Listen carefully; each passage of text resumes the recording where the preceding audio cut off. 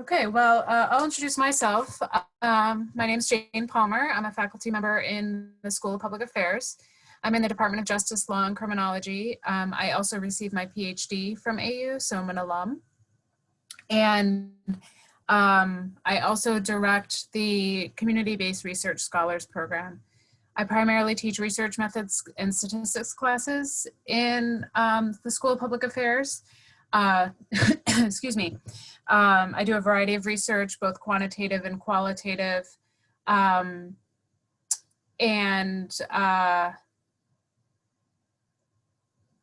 know, my primary area of interest is violence against women, but, well, ending violence against women.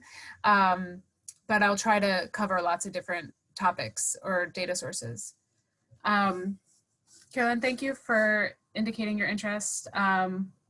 I will think about how I can make connections to the art world in my discussion. And hello, Mallory. Okay, great. So we got a couple of people around data and politics and one person around art. So, well, let me just talk a little bit about types of data and types of data sets and locating a data set. Carolyn, I'll do my best to connect your interests, but a lot of the data that I'll be talking about are more sort of health or criminal justice or that kind of data, but let's just dive right in. So there's a few different types of data sets, and the ones that I'm going to focus on today are administrative, cross-national, government, survey, US Census, or like create your own type data set. And I'm going to go through this part quickly, and then I was going to show you some different places online to find data. And I also have a couple activities at the end to apply some of the stuff that I'm talking about. So administrative data, by the name, you probably know what this is, but is data that typically isn't collected for research purposes, but could be used for research purposes. So, for example, like health records or criminal justice records. I have a project I'm working on with a nonprofit law center in Boston where I'm analyzing their sort of legal case files. So clearly it's just attorneys making notes about cases and not really for research purposes, but I've been able to sort of transfer that information into a data set. I have a couple of examples of some more or less administrative data. This also covers government data, but basically data that are collected, motor vehicle traffic deaths or alcohol-induced deaths, suicide rates, infant mortality, that stuff's collected, you know, at the county or state level and then reported up into a national vital statistics system so that researchers can sort of download this information and do analyses that they're looking for. So the National Center for Health Statistics has the National Vital Statistics System, COVID data from healthcare centers. So like I said, this isn't a researcher going out. This is just data collected sort of routinely for other purposes. Let me go back to my PowerPoint real quick.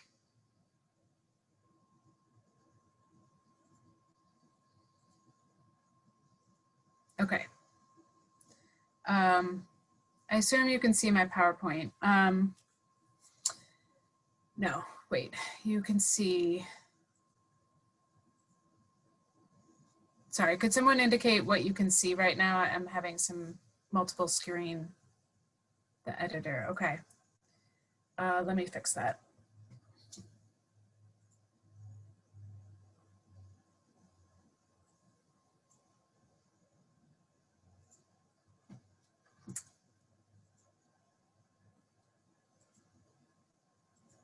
Okay, so the next type of data, I assume I fixed it. The next type of data is cross-national data. And this is characteristics that are collected from multiple nations, and usually they're what's called time series are collected over time. And so if you go to this link, you can see an example of UNESCO data.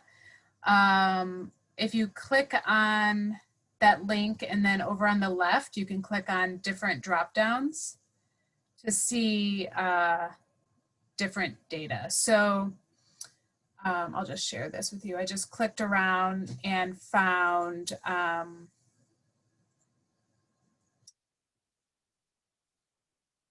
school life expectancy by level of education, or out of school children. And you'll see there's a bunch of countries listed, and some countries have more information than others. I don't love using cross-national data. I don't do a lot of cross-national research. My research is mostly United States, but some students I work with, want to use cross-national data because of their research interests. And it can come with lots of limitations. So I'll talk, there we go. I'll talk more about some limitations of data, but you can just see from what I just showed you, or if you're clicking around on your end, that there's a lot of missing data for certain countries or maybe for certain years, which can provide challenges when you're trying to look at trends over time. There's obviously US government data like Bureau of Labor Statistics data or Bureau of Justice Statistics, NOAA data. So if you go to this website, you can see a bunch of data that you didn't even realize was being collected on tons of different topics. And you can see on the left, if you go to that website, all the different ways that you can look at federal level data, state government, city government, local government, and even university data are all collected here. And oops, I didn't mean to click ahead, but so data.gov is a resource. Again, government data also has limitations because it is government data. I mean, it's just not always going to be 100% accurate. And another form of data set might be a data set from a survey that was conducted.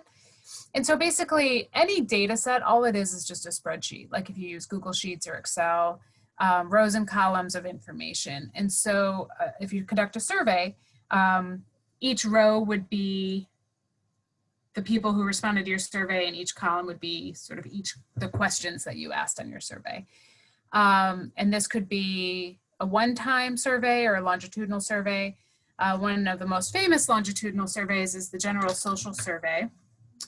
So if you go to the General Social Survey website, which is gss.norc.org, you'll see that they've been collecting it since 1972. And it's basically public opinion information about a variety of things. So you can see how, attitudes have changed over time. You can analyze data. Those of you interested in politics could look at changes in public opinion about certain social issues over time. What's neat about this Data Explorer is that, it's longitudinal data, 1972 to 2018, but you can look here pretty simply and see what years a question you might be interested was asked. So if I'm wondering,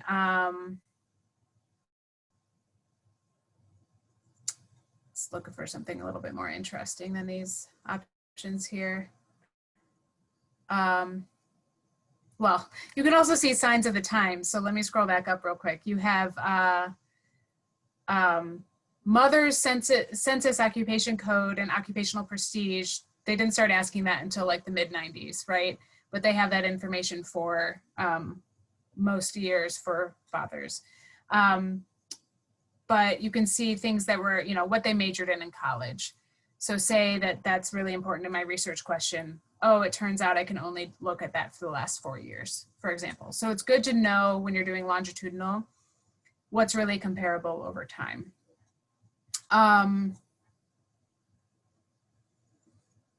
Okay, so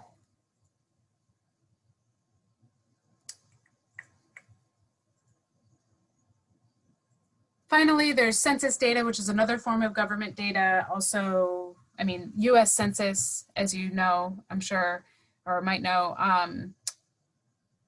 is a little different than a survey in that it's supposed to be, you know, every household fills it out. We know that doesn't necessarily happen, and that can have big ramifications for government programs and how money is spent in different jurisdictions. There's also, the Census Bureau also does the American Community Survey every year to get sort of, because, you know, the census is only every 10 years. So the American Community Survey is a survey that goes out to some households in the intervening years when the census isn't being offered or being administered. And so this cannot be a great source of data. Again, looking at maybe a change over time, or just getting a pulse of population characteristics.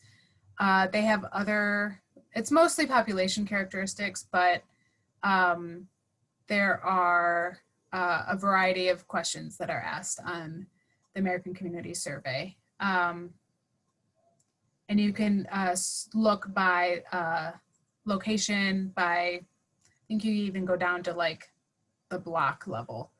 I'm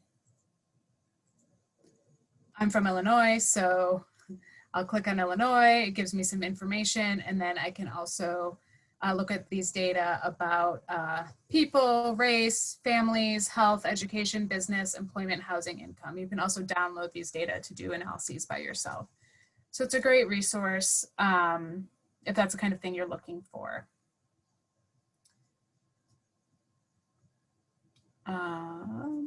Okay. And then finally, I wanted to mention something I'm calling merge data. That's not the like official thing to call it, but for example, I did a research study where I looked at whether receiving a certain grant funding from a federal program affected crime data on college campuses.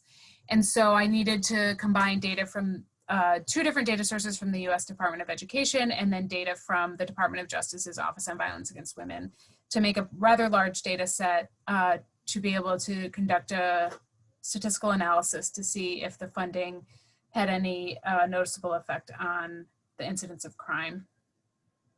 And so you sometimes can build your own data set from lots of sources. So you might use American Community Survey data to get characteristics, and then you might use like infant mortality data from the CDC source that I gave you and combine it all to make a big data set for whatever analysis you might want to do.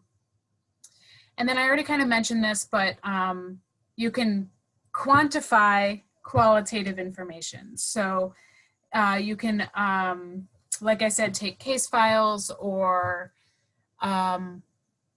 archives, newspaper articles. How many times did newspaper articles mention this phrase, this candidate, whatever it might be, and create a data set out of the qualitative information. Okay, so next I would like to show you ICPSR. Some of you might be interested, already familiar with this resource, but this is the #1 place that a lot of my students get their data for class projects. And so it's the something Center for Public Science Research or something, but it's really just called ICPSR. And you have to create an account to access the data, but What is could someone share in the chat a topic of interest to them, like an issue that they're interested in?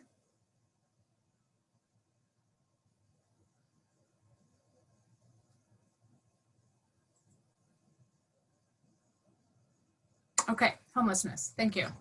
So if I type homelessness into this search feature, I see a study called Homelessness and COVID-19. That sounds really interesting. I can open this up and there's some data here that could be really interesting to look at.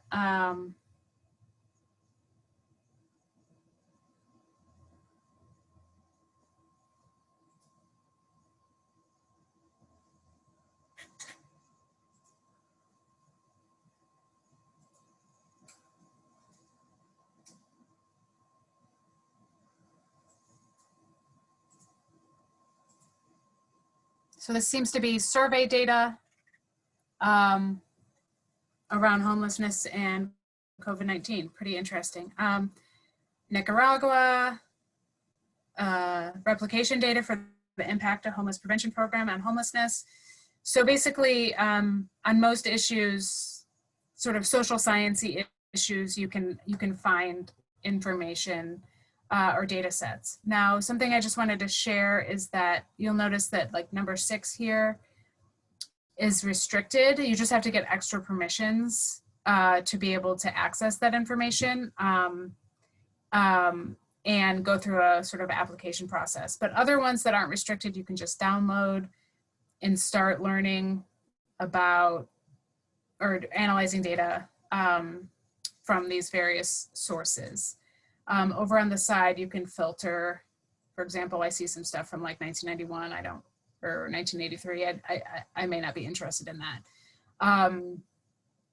And different subject terms. So this is an excellent resource. If you're looking for a data set for a class project, this is really a one-stop shop. Basically, any publicly funded study has to make their data publicly available. And so this is sort of a clearinghouse for that data. Okay, any questions about what I've shared so far from the audience?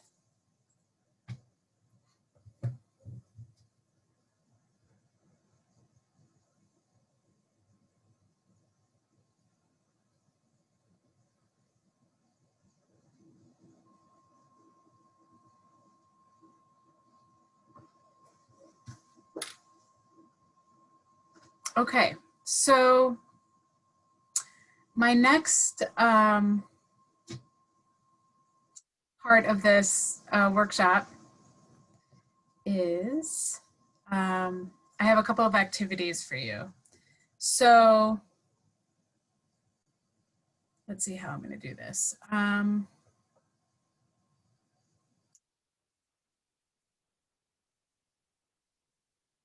Okay, so I'm going to put a link in the chat and ask you to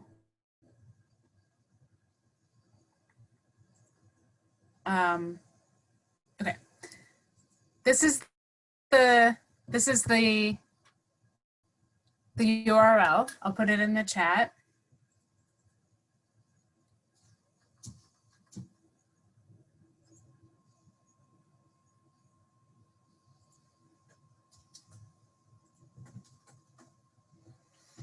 And actually, before we don't look too closely at it yet, and just let me share what we're doing here. So I just walked you through different types of data and different ways to access data. And sometimes when I work with students, you know, they have something they're really passionate about, they find a perfect data set. And so I'm going to walk you through some of the screening processes you should go through with data before you sort of jump right in to do the analysis. So a little bit about what's called data cleaning. So I have this data set for you about candy bars and nutritional information. And we're going to have a contest. I wish I could give you candy as a prize. Can you find 3 things wrong with the data?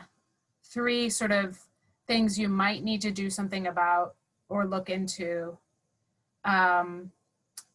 before you start analyzing your data.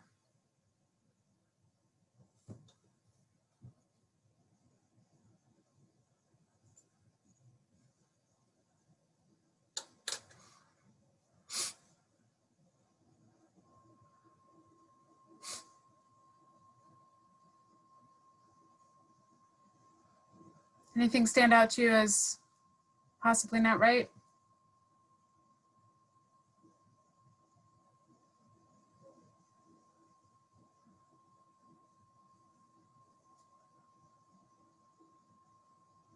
Okay, great, Ian. So these NAs are going to be a problem for us. So when we put this into a statistics program, the program won't be able to read these NAs. So one step to cleaning will be to get rid of these NAs, the not applicables, and either make them blank, probably just make them blank, or maybe depending on the statistical software you're using, whatever that statistical software needs to sort of denote missing. So in Stata, it would be a period, for example. Okay, Mac, different significant figures on different products. Can you say more? I'm not 100% sure if this is an actual concern or not, but like I just noticed a lot of them are like 0.232148, and then one might just be like 0.02. Oh, I see. So like different sort of decimal number of. Yeah. Yeah.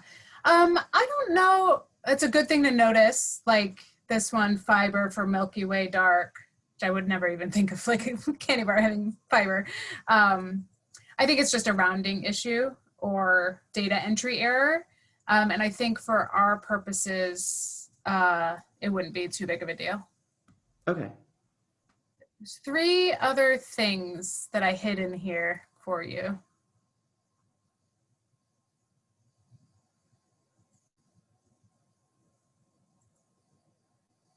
Aha, Mallory found one of them. Negative sign, negative sugar. That is not a thing, right? So basically you want to have eagle eye detail in looking at your data before you start using it. Because if I were to run an analysis with a negative number for sugar, obviously it would mess up the math and I wouldn't get accurate results. Great, so there are 2 more things.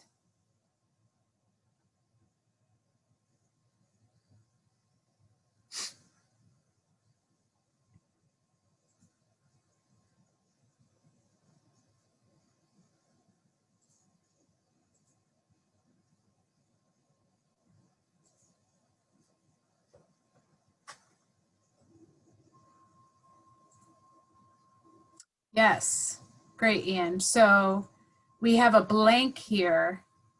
And since candy bar nutrition or something that I have access to that information, I can Google before uploading this to a statistical program and see whether the Atkins Indulge coconut correction, whatever that is, has nuts or not, and enter that data in. Because if I were to run an analysis with the whether it has nuts variable, and there's nothing written, nothing in the data for this Atkins bar, it would be excluded from analyses and I wouldn't be able to include Atkins in any of my analyses. And so I want to have as complete data as possible. So if you have any blanks, you want to figure out if you can identify what might need to go there instead. One last thing hidden in here. Do you want a hint?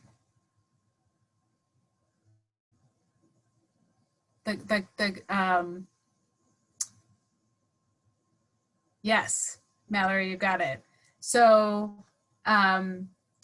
noticing that the sugar-free peanut butter cups are 500 calories per serving when everything else is like 4 or 5. So noticing that that must be an error. And again, we should look up the calories per serving and enter it here and see if it's in fact a missing decimal or if it's actually a typographical error.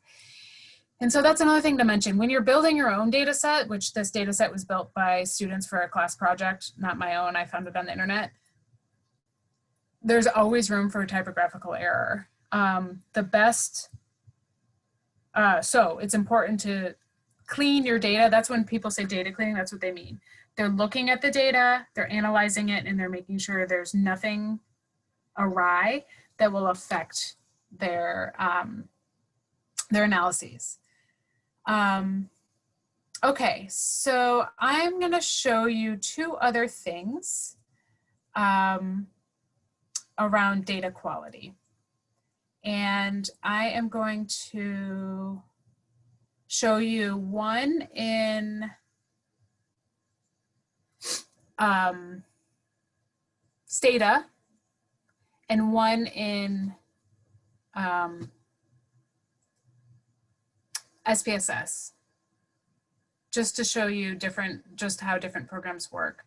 I like to joke that I'm bilingual in both. Okay, so I have this data set that I opened. This is one that some of my students have used for a class project. It's called, it's a survey experiment where researchers interested in terrorism, basically half of the sample got a vignette that said like the terror alert is high, and figured out how they responded to other questions, and half of them got, didn't get that, just to see the effect of terror of a high threat environment on people's sort of policy, so whether they're supportive of policies, certain policies. That's neither here nor there right now. You don't need to really know the background because that's not really what I'm showing you, but I just wanted you to know in case you were curious. So I assume you can see my Stata screen. Just to orient you to Stata if you're not familiar, this center screen is where my output will be.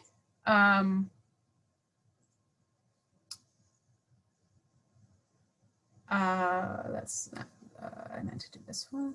Okay, so this area, clearly I have updates, but I'm not gonna worry about them right now, is where you'll see the output. This over here is our variable list. So all of the survey questions that were included on this survey.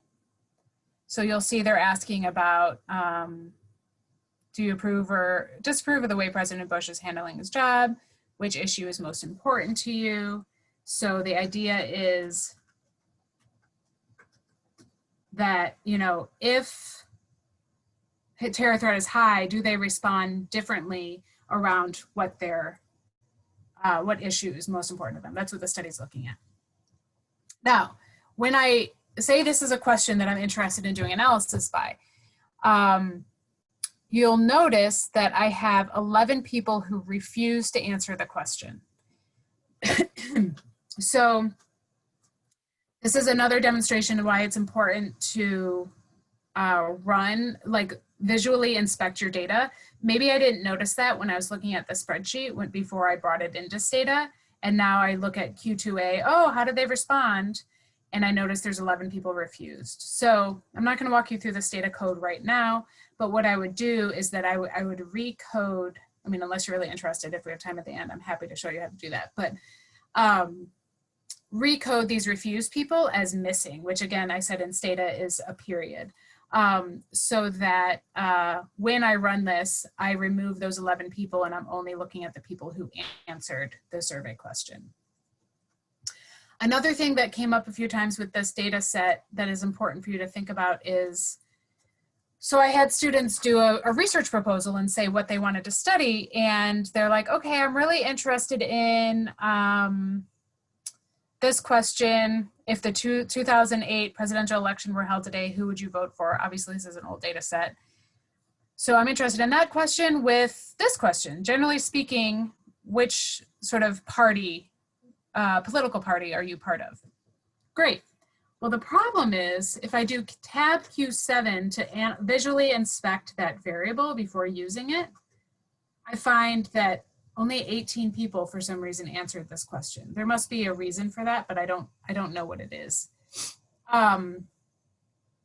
But you'll notice up here there's 1,282 people. And so it's not very helpful to me I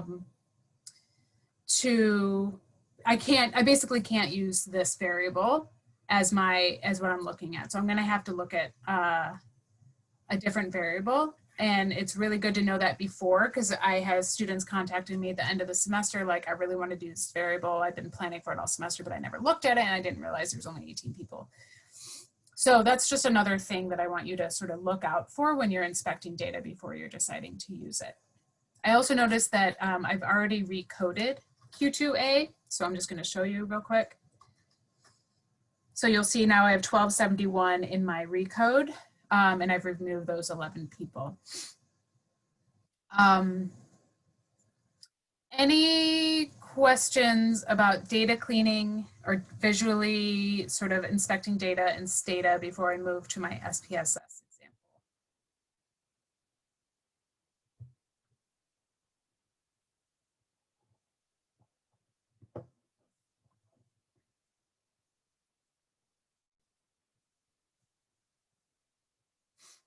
Okay. So it'll take me a minute, actually. SPSS always takes a little bit to load. So we'll hang out for a second and see if there's any questions.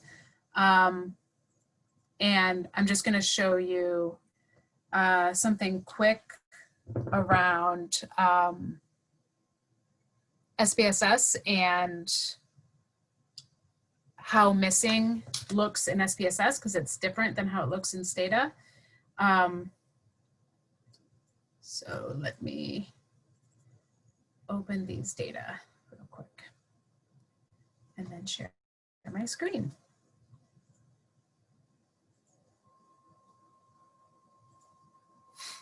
Okay, so this is an SPSS. This is a data set in SPSS. This data happens to be monitoring the future data, which is a survey that's conducted with high school students. And so this is what the spreadsheet looks like. A couple things I wanted to point out about these data. So there's two tabs in SPSS. On the bottom left, I'm either clicking data view, which is the spreadsheet, or variable view, which is the list of variables. These are the variable names.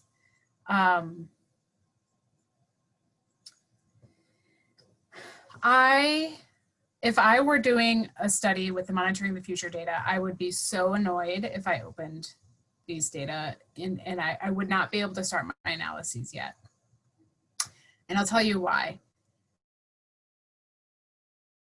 I don't know if you noticed in the Stata, you know, the variable names were household, like how many people in the household. They were very like intuitive, and these like V2103 are not helpful to me. So I would, my personality, I would go through and I would rename all of these variables to something that makes sense.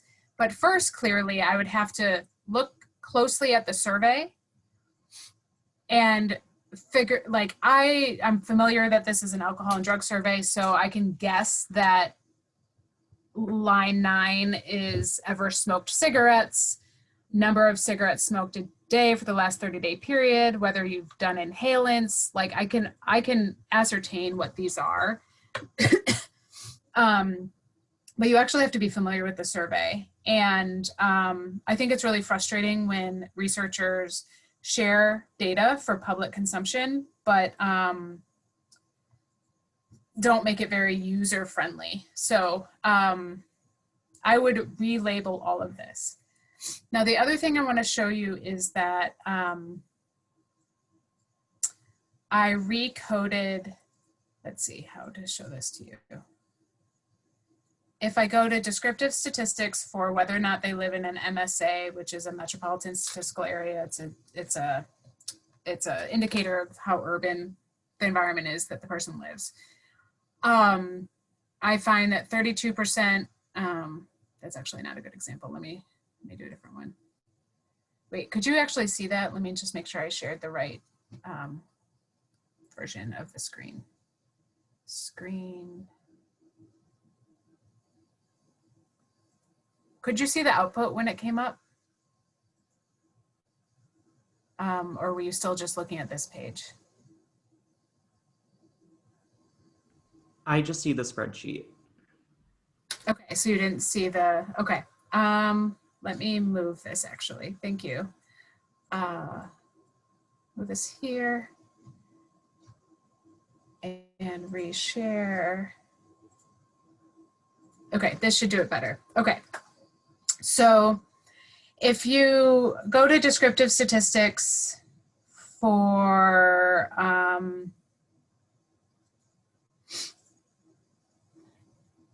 whether they've ever drank alcohol, this is what the output looks like. So this is what I did earlier. I assume you can see it now. Let me know if you can't. Large MSA versus not, 32% live in a large metropolitan statistical area. When I do whether they've ever drank alcohol, you'll notice here that it says 21% are missing and didn't answer this question. So that's like 2,000 people. It's not a small amount of people, but it's good information for you to know when you're writing up your results that like 2,000 people skip this question. So we have to keep that in mind when we're looking at like how meaningful the data are. But as you're going through, you need to make sure all this is coded correctly. So I took ever smoked cigarettes, and if I do descriptive statistics, no, that's not it.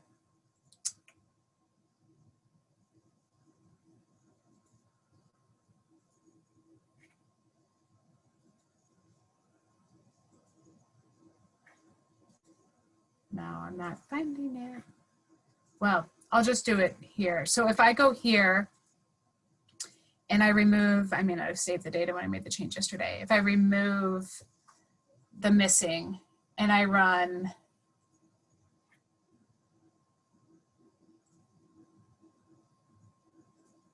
the analysis, it actually still did it.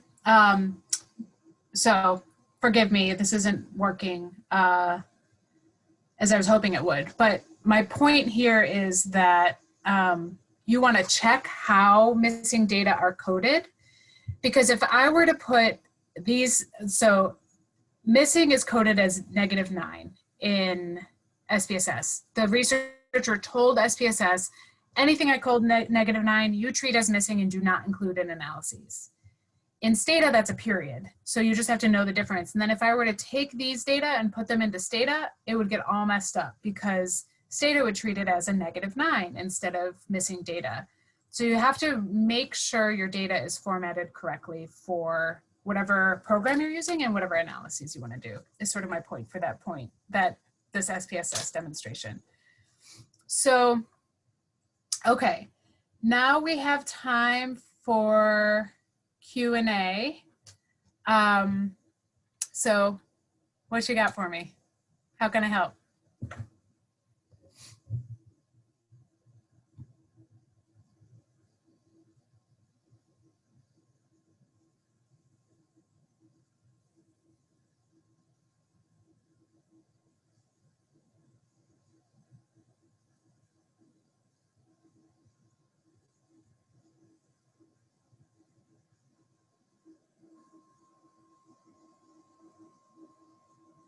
Was this helpful? Did it answer questions you have? Did it raise more question? Okay, Marvin, can you tell me more about yes. What you mean? Yeah, I'm writing a paper and then I'm using statistical analysis. So I'm looking at my dependent variable needs to be interval ratio. So the data set that I've seen is basically like autonomous score, basically a weighted -0.5 to 2.5. So those two have different means. So -2.5 will be more political instability in countries or across countries, and 2.5 will be more stability, right? So can we, for instance, say we organize the scores from 0 to like 10 or from 0 to 5, and how would that work out if we were to transform that? Yeah, so you're saying that in your data, a score is from negative 2.5 to positive 2.5, and you want it, you want to transform the variable into something that's a little simpler to evaluate or interpret. Yes. So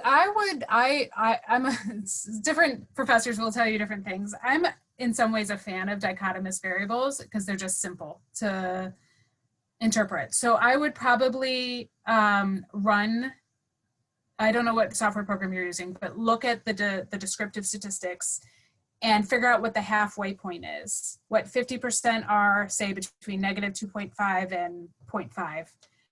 And those can be 0 for, I forget which, it was less political stability. And then the ones that are the other half beyond the midpoint can be coded as 1 for more political stability.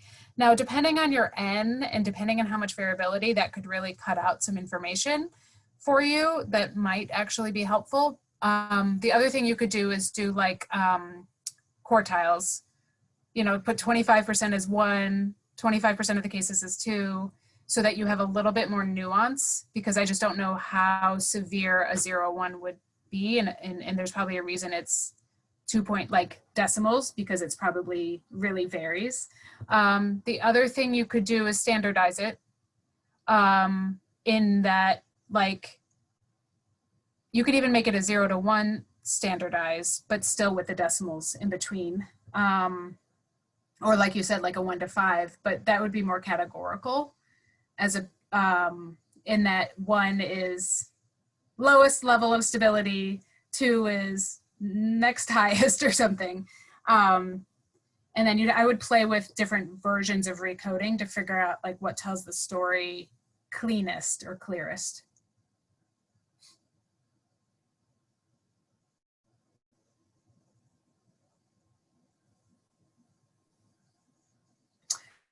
Yeah, so Mac had a question. It's a good one. I don't think it's vague at all. I think that, let me see. There's some good books like Statistics for People Who Hate Statistics. Or there's actually a really good book that's available for free via the AU library that I think is a good starting point that I have all my students read at the beginning of the semester. It's called Damned Lies in Statistics by Joel Best. I think that would be a good start for non-quant people who want to have better data literacy. It's also, for those of you interested in politics, talks a lot about how statistics are misused by advocates for agendas and how we need to fight against that. And then Statistics for People Who Hate Statistics, or putting that book into Amazon and seeing what else they recommend to find other books that are like similar. Could be good because there might be more recent stuff that I'm not familiar with. And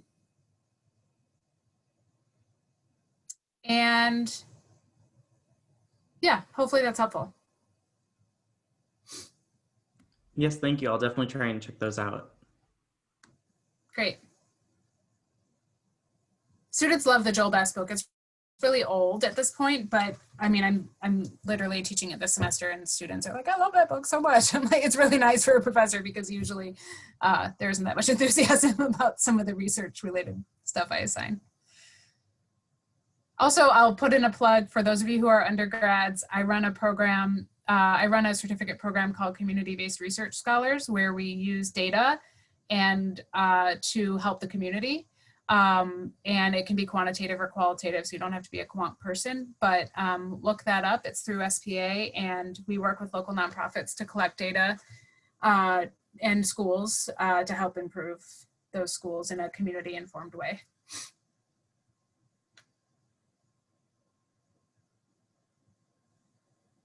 Any other questions? I can answer lots of questions. I teach research methods all the time.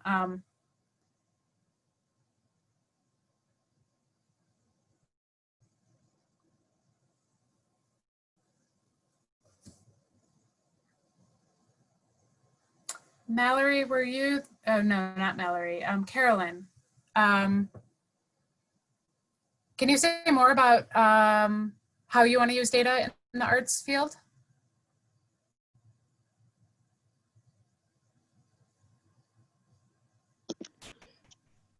Yeah, so I actually have access to a database, I guess, of applicants for fellowships, and I'm just interested in how I could turn that into an analyzable set of data, because it's not a lot of numbers, it's a lot of words and things, and I'm just trying to think about what we could find in it that could be useful or interesting. Yeah, so that's interesting. I like those kind of like problem solving scenarios. So I definitely would treat it as data. I mean, I think some like nonprofits, companies just have information laying around that could definitely be analyzed, or you could look for trends. So I think you could, like I talked about briefly, quantify some of the qualitative information to see what percentage of your applicants are a certain race, or what percentage of your applicants are coming to this fellowship opportunity with a major in X. Or you could even do a qualitative content analysis of those open-ended text-based responses to, I don't know, questions you have on your application or something, to look for overarching themes to be able to better inform how you're recruiting your applicant pool, or how you're providing the best experience for your applicants or your fellowship recipients.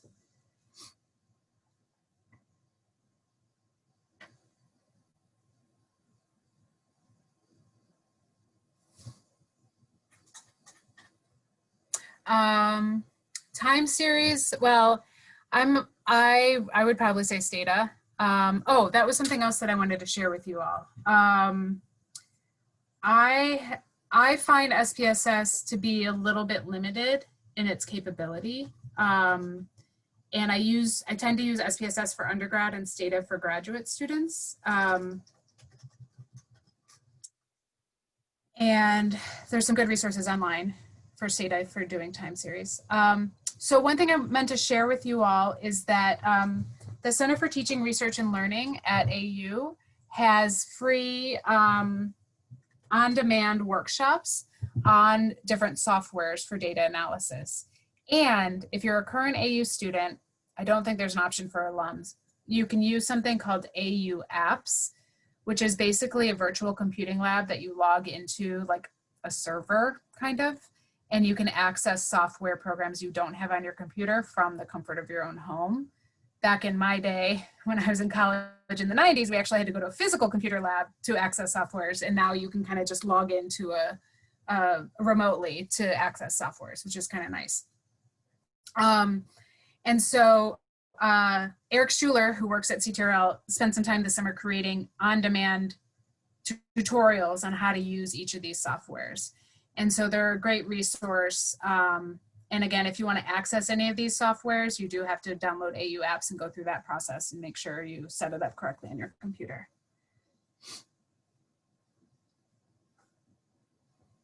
So that's all I have, unless other folks have questions. Hopefully this was helpful. I'm happy to do you all want me to put my PowerPoint in the chat? In case you want to look back at it, I'll just do that real quick.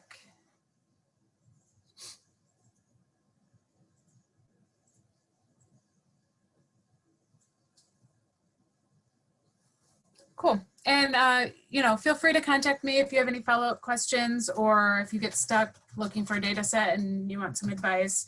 My email address is jpalmer@american.edu. All right, thank you, everybody. Thank you so much. Have a good rest of your day. Thanks, you too.